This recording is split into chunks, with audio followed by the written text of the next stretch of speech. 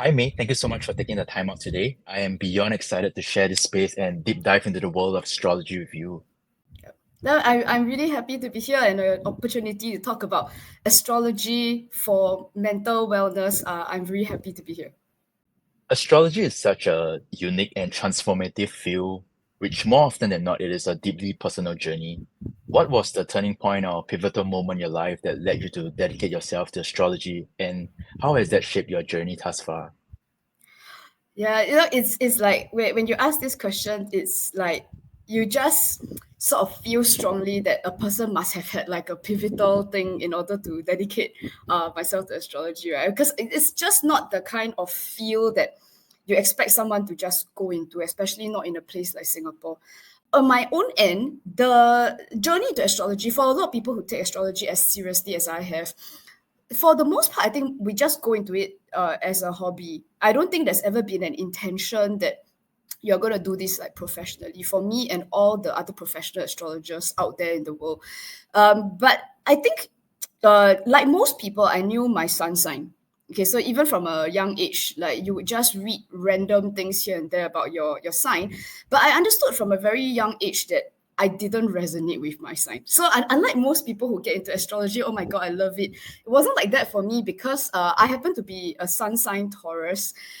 My experience of my own personality was nothing like Taurus. I have a very strong entrepreneurial side to my personality. I'm also a very bossy, dominating personality, which is nothing like Taurus, which is supposed to be a lot more easygoing. So for the longest time, I was really honestly quite skeptical about astrology.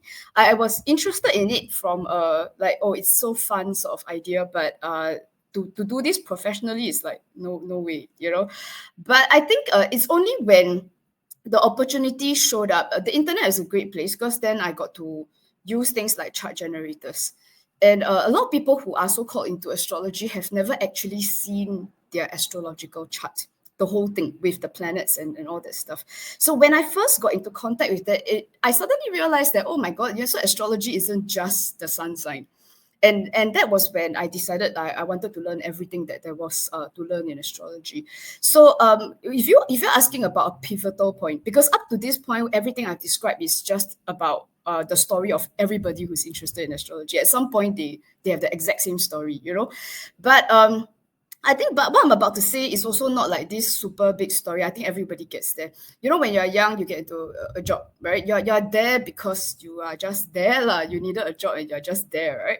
But I think that there comes a point in just about everyone's life where you just question what you really want to do with your life. And at the time when I made the switch, I was about 24, 25 years old, and I was in a career that most people would consider to be uh, a bright future, because at that age I was already general manager of my company. So most people would say, okay, you are on a trajectory to like a high income and that kind of stuff. So I did get there, but you it's very weird when you decide to the feeling seems very strong that you want to walk away from all of that, which makes no practical sense at all. So I think it's that period of time where you sort of really wonder if you're looking for that meaning. And I found it in my part-time job because I was reading charts for people on the weekends, and it became quite clear after a while that I was quite good at this, and also that it seemed to make a difference in people's lives, and it felt strongly from day to day that every day that passes that I knew I was not in the right place. And so it made sense for me to make a switch into astrology. But to say to dedicate my life to it is a completely different thing. If it was just astrology, then I would have let it remain as a hobby, as it is for, I would say, 99% of people who are into astrology. But to build a career behind it, you have to be really convinced that you can do good in the world. So if it was just down to, hey, Brian, let me read your chart, I'll tell you something cool about your chart. If it was just that, that is a terrible reason to do this as a profession. And I would say it was psychological astrology specifically that gave me the push to make it into a profession. Because if it doesn't give actual practical, tangible outcomes for people, then astrology is just a fun thing to do, Yeah. So that for me was the pivotal point, being able to link astrology with psychology. And if that hadn't happened, I would not have gone professional. Yeah. How would you define astrology today, and do you feel that its role or interpretation has changed over, say, the past decade? I wouldn't say the past decade. I would say it goes back to the past 100 years. So if it's okay that I sort of expand this a little bit, right? Um, we are Asians, and that means astrology has been in our culture, whether you are Indian or Chinese, right? So those are the main ones in Asia. But usually when I get asked this question, the main thing I want to emphasize is the difference, I would say, on a practical level for Western astrology is that we've updated ourselves. So, and why I say that is because back in the 30s, 1930s, 1940s, there is a quite a famous guy by the name of Carl Jung, who is mostly associated with the world of psychology.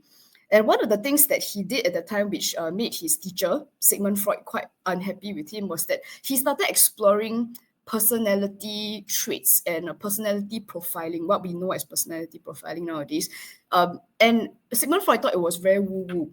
But Carl Jung wanted to explore everything possible that could tell us more about the human psychology. So in a sense, Carl Jung, being not exactly a professional astrologer, is the father of modern psychological astrology. And because he started to sort of link a lot of the things that the psychologists were noticing about human behavior with what you saw in astrological charts. So it opened the doors for other astrologers to go in and explore on the same lines. So that after that, we saw a very different group of people going into astrology. So not quite your usual tarot card reader or your fortune tellers, but you had people from social work, social psychology, people working with drug addicts, starting to work with astrology. So some of the early movers were people like Donna Cunningham, people like Liz Green, who still have books in circulation today that are widely read by people who are very serious about psychological astrology. There is even a center for psychological astrology in London. And so basically, you see that Western astrology has updated itself in ways that to a large extent Indian or Chinese astrology hasn't quite. So it is, and I'm specifically talking about how it has evolved from being like a fortune telling sort of tool. Like people just want to be curious, how is my 2025 going to be like? I think it's gone far beyond that. So but you see, the internet also changed things by quite a bit, because in the past, before the internet, it was quite necessary for people to go see a professional astrologer to get your chart done. Now, what the internet changed was that now there are automated chart generators. So it meant that anybody, any youngster can just go on a website, just key in your birth information, and it generates a chart. It generates little snippets of interpretation for people to read. You can buy a report. So it makes it so it was so much easier for people to access astrology. So on the good side, it meant that astrology became a bit more popular, in the sense that you didn't have to go through years of study to mathematically be able to cast a chart.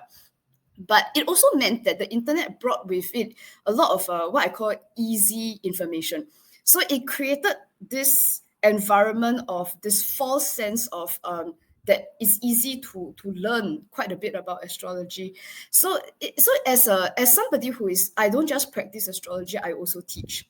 So what I've discovered in the past, say 10 plus years that I've been teaching astrology, is that the landscape is such that the people who go into astrology and decide to learn it are not really looking at it because they just want to know what the best boyfriend for them is going to be like. And I don't think it is as superficial as that. But I also think that because the internet gives you this sense of, if you type the word astrology into the search bar, you get like millions of hits, right? But you could read hundreds of thousands of websites and still not feel like you are getting a good sense of what the chart is actually trying to tell you. I think that's one of the things that has changed. And prior to us beginning the recording, we were chatting about how people can get things from TikTok, and that's also one of the slight difficulties right now, because as you get lots of people just sharing random little snippets on TikTok, and and some of which is not actually factually correct. So it's I mean, as a professional, sometimes it gets a little bit like, if I see something on TikTok, I'll be like, okay, that's actually not correct, but it's got like 1 million views. Yep. So and you try to sort of correct it, but the corrected version gets like 100 views. We are definitely not the only field in the world that's fighting misinformation, but there it is. So the positive thing is that more people are getting into it. And the negative side is I wish that there was a more reliable way for people to get good, correct information about what they're seeing online. To further deep dive into that, how does astrology offer insights into one's emotional patterns or triggers? Can certain astrological placements point to common mental health struggles? The short answer is yes. But I think when we talk about this thing, mental health struggles, there's a huge spectrum here, right? Yeah, is from everything from the people who need to be in a straitjacket in an asylum to random people who are just having a bad day. You know what I'm saying? So and I would not go as far as to say that astrology is useful for people who really should be seeing a mental health professional. So that I am not suggesting at all that astrology should be applied in those situations.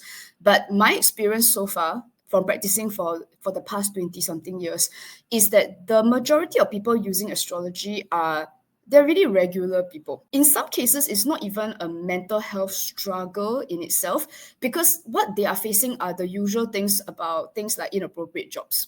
You're in a job that makes a person feel is unrewarding. They are in relationships that don't make them feel like I want to be with you forever. I give you an example, right? Being in a bad relationship by itself is not a mental health issue. You can meet someone and have a bad interaction, but a mentally healthy person will just walk away from it.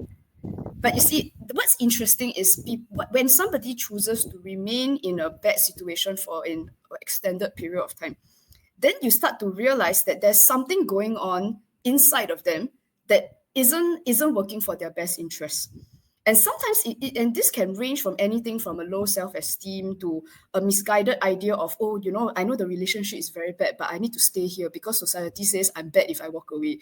So there are certain belief systems that operate in the mind that don't necessarily lead to people making positive choices for themselves. And the same thing happens in jobs as well, which is why some people don't quit even though the job sucks, right? But it's mainly because they think that, but if I quit, then does that mean that I'm a failure, or will my mother be very upset at me? And all sorts of random things that people think before they make an action.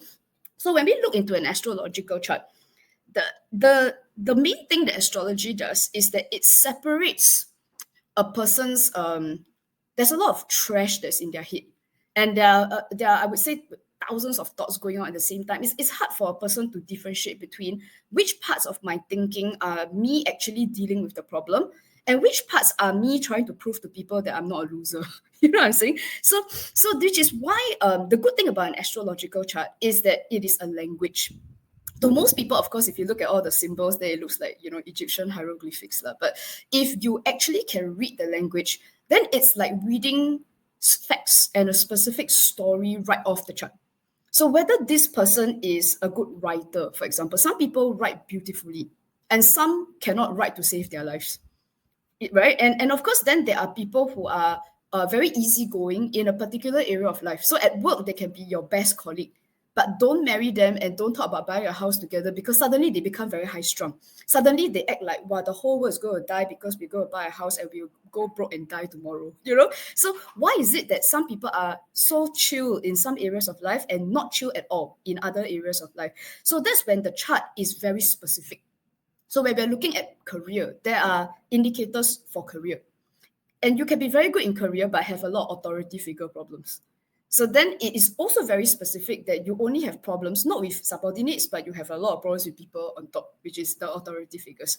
So this is how the aha moments show up. And because I've been teaching astrology for so long, that's why I lost count of the number of people who show up trying to learn how to read their charts. And suddenly when the pieces fall into place, they're like, no wonder I can be so happy with this particular person in my life.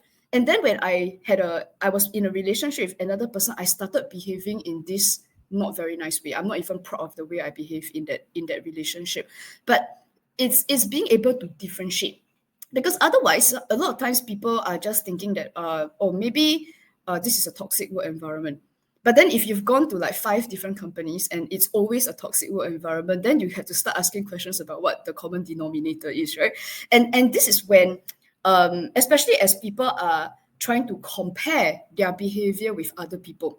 So if, for example, you are a person who definitely do not want children, but if you are surrounded by all your friends who are desperate to have kids and they're all spending a fortune on IVF, for example, and it's quite normal for a person to start wondering, like, okay, is there something genetically wrong with me? Like, how come I don't have a maternal instinct?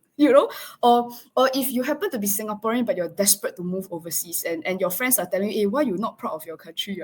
It's like, but sometimes there are people who just desperately want to get out of here.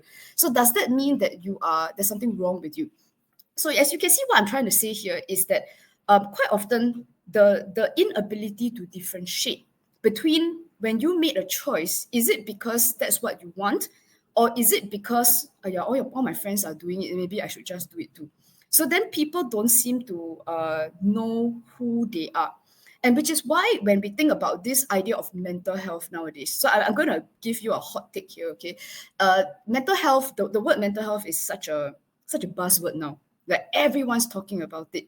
I am a supporter of that, but I think we have to make a clear differentiation between an actual health issue, a mental health issue, versus us just being clueless humans who are just trying to make a decision in our life. And a lot of things are understandably stressful. Choosing a job, choosing a major at college, deciding whether you want to marry this person or not, deciding whether you want to be a parent or not. I would say it's not a now in the 2000 something years, then we have this problem. I would say people in the medieval times had the same kind of stress as well. And that's why astrology helps normal people with normal life stresses to make sense of what's going on in their life and why they make the choices that they do, and to make it okay if you are making choices that are different from other people. Are there any particular astrological practices or techniques you use to help clients process emotions or heal from past trauma? Yes, okay. So I'm primarily known for my work in psychological astrology. So that would be the main technique. The specifics of PA or psychological astrology is not that we practice a different type of astrology. It really isn't. It's more about applying astrology in specific ways. So PA is made out of 25 very specific profiles. And unlike other kinds of profiling tools where you are like one type of profile. So for example, if you do an MBTI profiling test, like you might turn out to be an INFP or something, right? So the assumption being that if a person is INFP, then they will be INFP in every area of life. PA takes a slightly different view on things. So as I said earlier, you find that there are different behaviors or certain profiles that seem to show up. So for example, a person with a very strong achiever profile in the career areas will be the hardworking person. They will be there until 2 a.m. Everybody's gone home already. Then that one person is like still slogging there with a sleeping bag under their table. But you can also see that very same person may also have the romantic profile when it comes to dealing with their children. So the romantic profile isn't just about romantic relationships. Romanticity also can mean things like giving your children lots and lots of money because it's like an ideal. Like I want to give my children the best without actually being able to draw practical boundaries. For example, the kid wants a toy, buy him a toy because, isn't life wonderful, right? Until the credit card bill shows up and you can't pay the credit card bill because you have not been practical with your money. So how can it be that the same person can have vastly different behaviors in two different areas of life? Is because there are different psychological profiles that run into their behaviors. So an average person will trigger between 9 to 19 profiles. Some people have very few, some people have a lot. And some of these profiles, they bleed into different areas of life. So you may behave that way with your friends and your children, for example, but you could behave very differently with authority figures. So quite often these profiles can run very very deep into a person's history. And this is not the only type of psychology that deals a lot with early childhood experiences, especially with parents and with upbringing. So like in the example I gave you earlier, like say if you have somebody with no discipline at all in terms of spending on their children, now a lot of times it comes from their childhood. If they came from a family where money was not so easy to come by, and perhaps they had wanted things and their parents couldn't buy it for them. So sometimes there is a belief in their mind that, okay, one day when I'm an adult, I will make sure that my children are not deprived the way I was. So that's the underlying thought that drives them to spend in a way that has no boundaries. right? But you see, the same thing doesn't happen at work, in the sense that there wasn't any specific experiences in the past that might have led to this, like, yeah, I have to do things a specific way, sort of thing. And this is why PA is able to sort of connect specific behaviors to experiences from what they experience with their parents. Sometimes it's a case of people trying to emulate what their parents had done when they were younger. So it's a simple case of monkey see, monkey do. And sometimes it shows up in very inexplicable ways. For example, if the father happened to be a gambler, and the child realized afterwards, once they end up in my class as adults, that they actually inherited the father's gambling tendencies, perhaps not in the casino, but in the crypto space. So then they end up behaving and taking unnecessary risks and hoping for that one windfall that's going to hit them when Bitcoin hits like a certain price, for example. It's not very much different from some people who go to the casino and roll the dice. So in terms of healing trauma, is an area where I'm going to be very careful with my answer to you, Bryant, because I don't want to portray PA as being a tool that can effectively heal trauma. I'm not. I would not say true to that statement at all. And the reason is quite simple, because astrology, I want to emphasize, is not a healing tool. And I wish it was as simple as, if I had people in my class, then I teach you how to read your chart, and then you walk out of my class healed from your trauma. It's like, I don't think that is at all a realistic outcome. And even if you book a consultation with a really solid psychological astrologer, I don't think you can expect healing in a direct sort of way. But I can tell you what actually happens. And like I said, it's quite important, because I understand that everybody has trauma to some extent, which is how we develop PAs in the first place, PA profiles. But what actually happens when a person goes through psychological astrology is that when they've taken the time and the effort to understand why they do what they do, there is a moment where this person has like an aha thing. It's like, oh wow, like, I just never realized that I operate a bit like a machine. So because there is a programming in us, right? So then you just do this behavior without necessarily being aware of why or how you are doing things. And for a lot of my students, they don't even realize when I make certain statements about them just to get a reaction out of them, you can see this pushback, right? But once I show them, but hey, didn't you say that you did this in your previous job? And they go like, yeah. Okay, and did you also not say that you did this in your previous job? And they go, yeah. And it's like, so why is that statement wrong? And then there's that moment where they pause and go like, huh, now that you mention it, yeah. And some people would tell me, May, I'm like 45 years old. I've worked nonstop for the last, I don't know, almost 30 years. And I just never realized that I do this every time I quit my job. I know lots of my students who have had less than amicable endings to their work, and they don't really understand why. And in the moment where the puzzle pieces fit into place, it's almost as if they realize that, wow, I'm the one perpetuating this particular behavior. No wonder I've been so miserable. But you see, the magic happens, Brian, not that the astrologer has healed their trauma, but it requires one very specific thing, which is that an adult person has now taken responsibility for the outcomes that they've gotten so far. So like, if they have not been able to commit in relationships, or if they have feel like they are constantly broke their entire adult life, always no money on, right? But it doesn't make sense, because if you have a full-time job and you draw a certain salary, and there are other people with a similar background who are not as broke as you, right? So then there has to be something in between. There is a mystery in the middle that makes a person feel like, hey, how come like life doesn't seem to work for me, huh?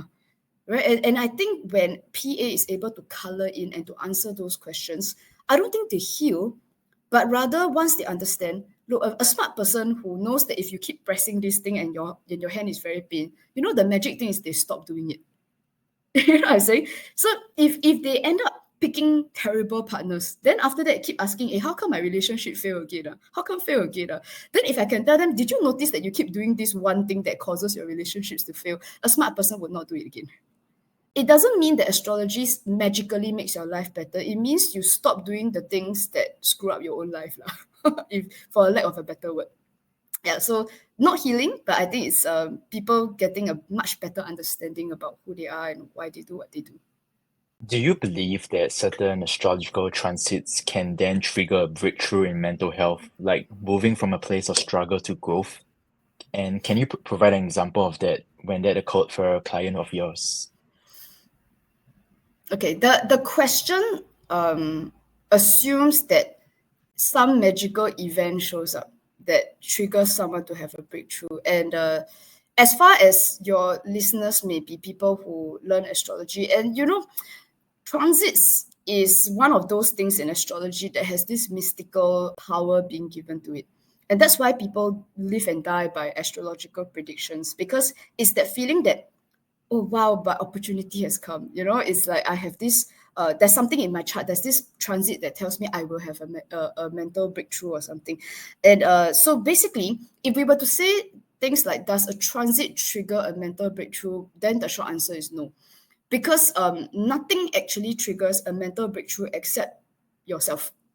But what actually happens in a transit? Okay, so this is how PA or psychological astrology works. So you see, we always start with understanding who this person is in the first place. So let me give you an example of somebody who has the achiever profile. So this is the person who wants to be top in class. This is the person who every time they take part in a competition, they want to be in the top 10, if not the person who wins the competition, right? So and quite often these people get to a point in their life where they are burnt out. So, for example, the transits, when an astrologer looks at their chart, it may not even affect that particular profile. So, for example, a transit could show an astrologer that this person has become very sick. And they work themselves so much, they are not eating properly, they're not sleeping properly. Of course, they get sick, right? So then we could make a prediction that okay, between this date to this date, you might be on MC all the time, right? You might end up going to hospital because you screwed up your digestive system or something, right? So that in itself does not mean that this person is going to have a breakthrough. However, there are also other indications, say there are other transits which may indicate that this person is now unable to be the achiever. So perhaps projects happen where they are unable to participate because they are lying in hospital somewhere. And that, so it's not that the transit triggers a breakthrough, but it is that moment where this person has matured enough to realize that you keep putting your identity on the last achievement that you got. But there's that point of emptiness when they're lying in a hospital bed, right? That makes that person realize that, for what I got all these awards for what? Right? Because I could die tomorrow if my stomach stops working. So it's a bit like that person realizing that maybe I need a different way to define my identity. That my achievements are just not everything. So it's like I suppose on one hand people would say that, oh yeah, because he got that transit, that's why he got a mental breakthrough. And the reason why I don't subscribe to that perspective is because then if I agreed to that statement, it means that if there wasn't a transit, it means this person is not going to have a breakthrough, right? So then essentially we don't have any free will, there's no agency in your life, then you just sit around, then you wait, you ask the astrologer, so where am I going to get this transit? Then if I tell you the year 2045, then how you want to wait 20 years for a breakthrough, right? So that perspective is not helpful to a person, right? And so basically I would say, to have agency in your life, the faster we understand how we operate, do you really have to wait until you're lying in hospital before you decide that achievements are not everything? You know what I'm saying? The moment they start feeling stressed in a very unhealthy way, then it's time to address it already. So then you don't have to wait till bad things happen. Yeah, because frankly, if you are telling me about some wonderful event that happens that triggers someone to have a breakthrough, let me tell you, it's usually not a nice event. It's that are we talking about the day you wake up and realize that your marriage is over? So let's not get there. You know what I'm saying? Let's try to understand these things so that you make responsible decisions for yourself and the people around you. If you could name one, what is the most misunderstood or underappreciated aspect of astrology, especially by skeptics or those new to the practice? The biggest misunderstanding about astrology, I think, is the fact that even just the word astrology is the butt of jokes. It's if you watch like a lot of like TV shows or whatever, and it's like if somebody wanted to be sarcastic, they would say things like, oh yeah, let me check with my astrologer. And they didn't mean it. They basically mean like it's like a stupid thing, or that person is so unintelligent they actually believe in astrology. So basically, just the concept of astrology itself is the butt of jokes. But you see, the interesting thing is that when it is portrayed that way, it's the kind of thing that's often said by the very people who actually know nothing about astrology. And I don't blame them. One big nasty thing about astrology is that it's very bad. It has very bad PR. It is the one field of study in the world that I think has done a terrible job of navigating the whole branding and PR thing. Because most people know astrology from being that little horoscope snippet in a magazine or a newspaper or on some website, because we just started our 2025, right? So people will just go and see what their fortune is like. Or if you're a Gemini, then it's like, what is February 2025 going to be for you? So and I don't blame the average layman on the street for thinking that this stuff is trash, because let me tell you, it is. None of those horoscopes work. And the reason is very simple. You see, the average person is quite well educated nowadays. And if you do your math, right, you take 8 billion people in the population, divide by 12 different signs, right? Then you realize very quickly that something like a few million people have the same sign as you. So how does it make sense that all the Geminis in the world are going to fall in love this month? So that makes no sense whatsoever. And so I fully understand why astrology has this really bad rep.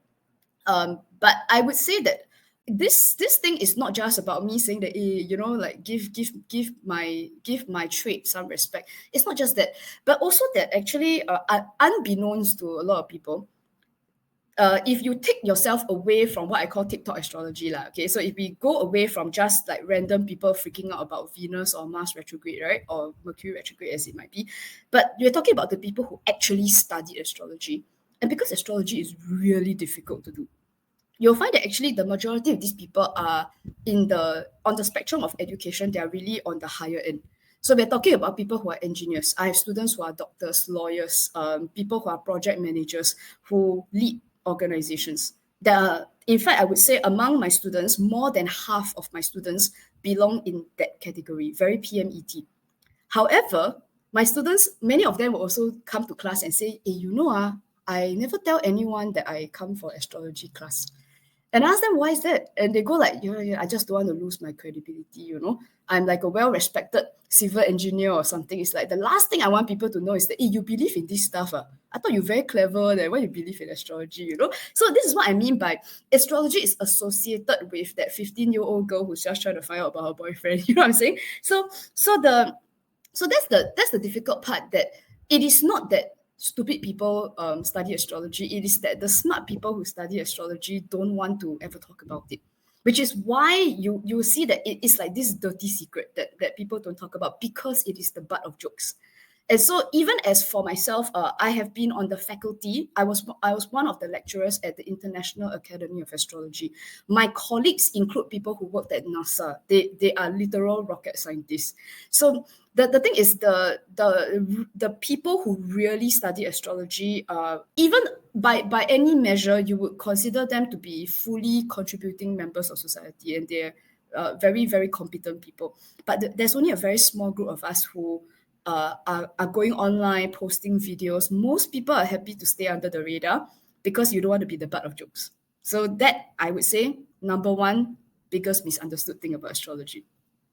If you could look at the astrological chart of someone from a completely different culture or time period, past or present, who would it be, and what unique insights do you think their chart would offer, considering their societal context then?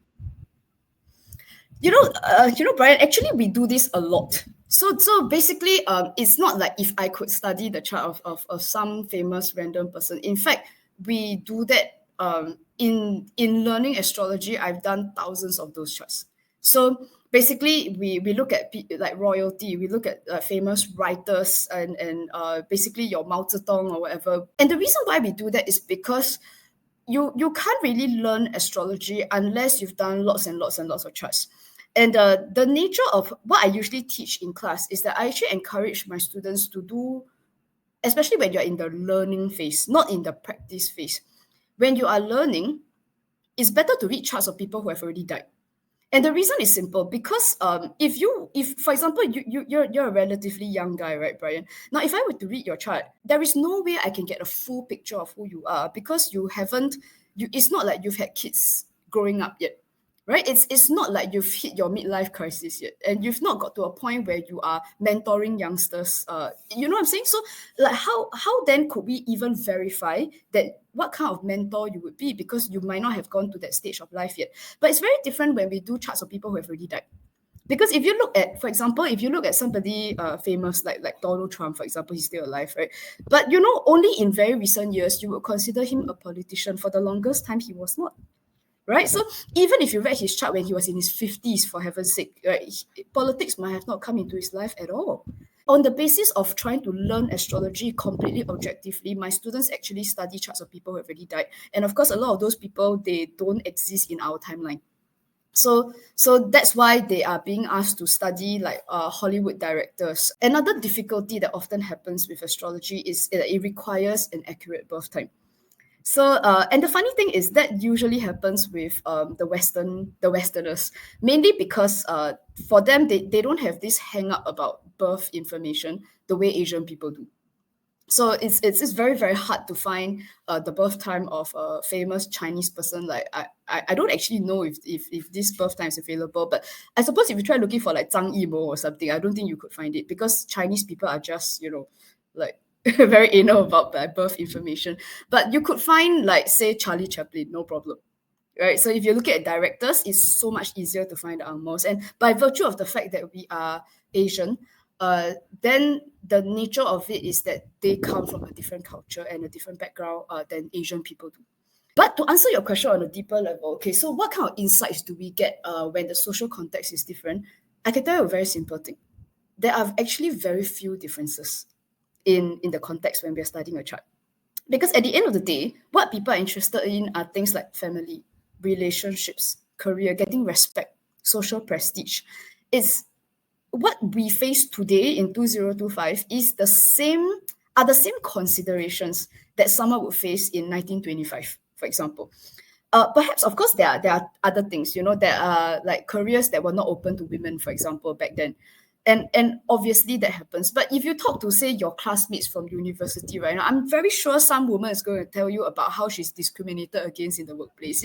It's like these things just show up. So what I would say the biggest insight is how little people have changed, because humans are just humans. So maybe now we work with laptops, which they didn't have in the past, but their relationship with tools, their relationship with colleagues is quite shocking how little people change over the decades and centuries, actually. Mercury retrograde, as what we have talked about earlier just now, has become such a widely discussed phenomenon, with the next Yeah. one in mid-March, I believe, which is Yeah. often linked to periods of disruption and unpredictability, with many believing it affects everything from our mood to our actions. In your experience, how do these cycles shape romantic relationships, and can they act as a catalyst for resolving emotional conflicts or even shedding light on hidden truths about our attractions and connections? Let me get technical first, okay? So with regard to disruption and unpredictability, now the planet that is actually associated with disruption and unpredictability is not Mercury, it is Uranus. If you want to read the newspapers and see a lot of like funny, weird things happening, then if you're looking at Mercury retrograde, you're looking at the wrong planet. Okay, so Mercury is very specific. It's not disruption, it's not unpredictability, it is actually a thought process. Let me just go a bit technical first. Okay, so the planet Mercury moves in the sky. It doesn't like stop moving, right? So basically, when it's operating normally, it's when we communicate. Key themes associated with Mercury are things like communication, decision making, processing data. So when things are operating normally, then it's just like business as usual. But when it goes retrograde, so the meaning of the word retrograde means it's an optical illusion. That means it appears from our perspective on Earth that the planet is moving backwards. Of course, it's not lah. Planets don't go stun, right? So basically, it's an optical illusion. So what actually occurs is that for everyone on Earth, and this is not specific to any individual, it's a human whole world sort of thing, right? That Mercury doesn't stop, like, in the sense that it's not like we all stop thinking and our brains stop operating, right? But it's that people slow down. So rather than making a decision, it's a point where people just stop, pause a bit, and they say things like, okay, wait, before we press the button, but then we pressed the button before. And the last time we pressed it, there were some issues, right? Maybe we should just like jotomate a bit, right? And then go through the thought process again. Or perhaps someone might say, okay, but what if we change a few things, tweak a few parameters? So when you ask me about relationships, so again, Mercury has technically has nothing to do with relationships. Again, that's the wrong planet. We're looking at Venus, right? Um, so I would not say that Mercury retrograde has a direct relationship, direct effect on relationships per se, but could it? Yes. So, for example, if there was something that you desperately wanted to say to your wife, but you kind of sat on it for a long time because you thought like maybe she might be offended or it might hurt her feelings or something, right? And then you just don't say anything. But during the Mercury retrograde period, it's almost like because you are quieter, there's not so much rubbish in your head, right? And then you start to notice that, okay, every day that I delay my authenticity with my wife, then I notice that it affects other family members. I notice that she continues to do something that is not great for our relationship, for example, or I'm not being honest with her. So eventually, there's this period of like he's like mulling over his idea. You know what I'm saying? Like he's just thinking through what might be the consequences if I decide to sit her down and say, okay, I got something to tell you, right? And at the end of it, he will make a decision. So of course, positively, it would be great if he decides that, okay, let me find a way to talk to her properly about this thing, which frankly would be the best outcome. But of course, he may also make another decision, which is that, okay, I decided not to talk to her about it, and there's a good legitimate reason why. Right, but what you don't want is that people come out from that situation and then they still limbo, still like haven't decided whether want to talk to her or not. So in the case of a relationship, could it bring to a head? For example, if some people were thinking about ending a relationship, maybe a guy is thinking, I am thinking about proposing to her, ask her to be my wife, right? Or to make a different commitment. And this happens with business relationships as well. So can it affect relationships? Yes, but not in the sense that Mercury retrograde affects relationships. It affects communication and thought process. So this can also be, by the way, not just relationships, like people are thinking about whether to quit their jobs, right? Or whether to speak up about something that they don't agree with in the workplace. So not relationships, but decision making and communication. From what we have been dissecting, astrology is often tied to personal growth, but do you think it can be used for a tool for collective or societal healing? And how might we apply astrological insights to help heal larger global issues then? I mean, of course, I mean, notwithstanding what I said earlier about healing, lah, because I really don't think that if I made like 1,000 astrology videos, I can heal all the issues that are happening in the world right now. I wish that was the case. If it was, I thought I'll shoot videos nonstop, okay? But I think if we think about the collective humanity, what could potentially happen, and it's what I've tried to do in the last 5 years since the COVID years, is to try and explain to people why some of these nasty things are happening in the world.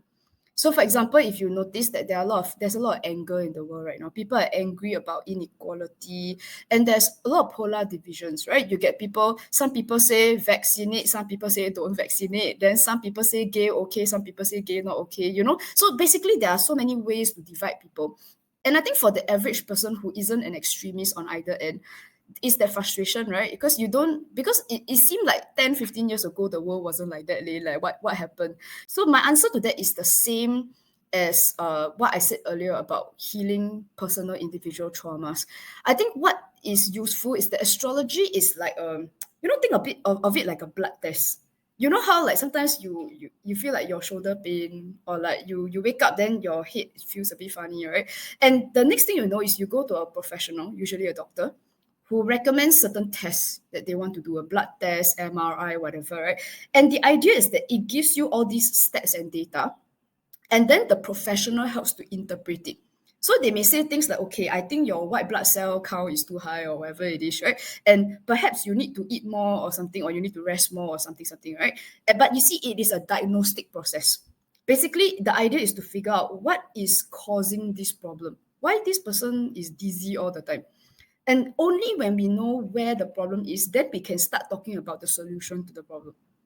Astrology does that for individuals, And I'm also suggesting that astrology could potentially do that for the world, as you say, is to figure out where's the anger coming from, right? And why are certain groups of people feeling very divided from other groups of people? And again, that is not a solution, right? So of course there are a lot of these analysts, there are political analysts, economic analysts, and everybody's got their idea of what they think the problem is, and I think it's a very different ball game from executing and implementing a solution lah. So but of course a good first step is to accurately say what the issue is, and I think that helps. And also another thing that I want to add on here is that because you see, we have to be very realistic for people like you and I who are, you are like one individual, right? Now, if you think that you can diagnose the issue and then you post a YouTube video and say, hey guys, I got the solution to the problem, let's all go and change things, you know, that's not realistic. So I would say for the people listening to this podcast, right, and if you belong to that group of people who are a bit frustrated at watching parts of the world burn, you know, and then you just don't feel like you're doing something to improve things. And in a way, it contributes to that mental health issue that you talk about, right? It's not that there's something mentally wrong with them, but it's that frustration that you feel a bit useless, right? That you can't do good things. Then I think on individual levels, we want to look at how people can help others in our personal life. Because frankly, I mean, a political situation, there's not very much you as an individual can do about it, but you can change your immediate environment. So basically, you can have an effect on your workplace, on your family, in the immediate community or neighborhood, for example. And I think being able to understand why people behave the way they do. So if you can diffuse angry people in your personal life, for example, that's helping to diffuse 2 or 3 angry people in the world. You know what I'm saying? So it's like you can't make like angry German people like unhappy German people. You can't make them happy, but you can make the uncle next door a bit happier. You know what I'm saying? So in a sense, I think it gives understanding and control back into people's lives. Because if you think you can control like weird people in other countries, that's not happening, lah, right? But you can help the people around you, I think. May, as we wrap it up shortly, what would you say to someone who is somewhat interested in astrology and integrating it into his or her mental health journey, but also kind of hesitant to fully embrace it? Will there be a way to approach it in a more that feels more grounded and more less mystical, actually? And if so, where can people reach out to you? Um, I don't know if I've given the impression so far in this interview that I take a mystical view to things. In fact, I think a lot of astrologers, not all, but there are a lot of astrologers who are actively trying to demystify astrology. Not because we are ashamed of like the woo-woo thing, but because understandably when a lot of it is like goddesses or like feeling energy and that kind of stuff, like I can understand why the modern educated person is going to reject this. If that was all astrology was about, I tell you, I would reject it too, right? So my suggestion to the people that you describe is, first of all, if they are I don't think it's necessary to embrace astrology. Even as a professional for the last 20 something years, I don't think I would describe myself as embracing astrology because it's not a religion. You don't have to believe in astrology. I get people asking me about, do you believe in astrology? I say, it's not a religion, right? It is a tool. So if you ask the doctor that, do you believe in medical reports? I mean, I use it lah, but you know, and I believe that it is accurate, but I don't have to believe in it like it's a religion, right? So don't stress about that. But I think it's more like you want to make sure that you are learning properly. So of course, ideally, if I can plug my school, of course, ideally you come and learn from me, lah. I'm a really good teacher, right? But if people want to learn on their own, then I would suggest really taking the time to know the ABCs. Right. So as I demonstrated earlier, is the issue with sometimes like with going to things like TikTok or whatever, and you get people saying that, oh, Mercury retrograde is going to create unpredictability, but it actually doesn't. You see, so it's a different planet. So which is why I think learning the ABCs in a very structured foundational way gives people confidence and accuracy. So the issue is that when it is not accurate and people just kind of like, as in Singapore, we say anyhow say, right? Then first of all, it undermines the credibility of astrology because then or you end up with very vague readings like, oh, Mercury retrograde, this is why your brain is messy. Then okay, great. So now my brain is messy, and then what? So you want to get to specificity. Yeah. So basically, you want to be quite sure that you are reading from or getting your information from people who can explain it in very clear, differentiated ways, and not like random emotional responses to astrology. That's what I would say. Yeah, but as you say, you ask how can people get in touch with me. For the people who are interested in exploring what an education looks like, the best place to go would be my website. So that would be www.selfastrology.com, and that is the website of my academy. So typically people start from like a basic level where they get a very good solid foundation on the planets, the signs, the houses, and also how to detect imbalances, right? And the people who are very interested in psychological astrology can go on to level 2, where I start doing PA. And that is usually when we start wading into the weeds lah. May, thank you so much once again for your time today. It's been such a pleasure speaking with you. Thank you very much. You've asked me very good questions. Thank you. We've been speaking to May Sim, founder of Astrology Academy.